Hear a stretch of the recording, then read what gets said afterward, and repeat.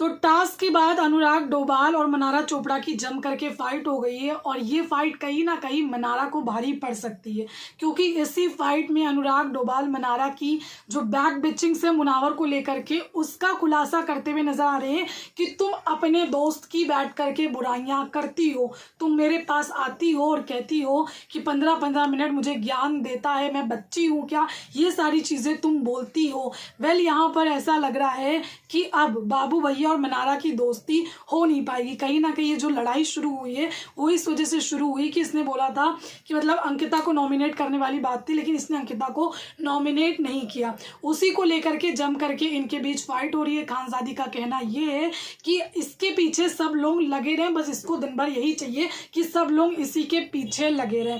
फिर यहाँ पर बाबू भैया भी आकर के समझा रहे हैं मुनावर को कि वो क्या क्या बोलती नजर आती है, जिसके बाद मुनावर कहते हैं वो जो पुल वाली बात है ना उसने मुझे आकर के सुबह बता दी थी। फिलहाल मुनावर को पता है, मुनावर ने ये कहा बाबू भैया को रिटर्न में कि वो तुम्हारे साथ इतने इतने घंटे बैठती है, तो मुझे पता है कुछ ना कुछ तो बातचीत होती होगी।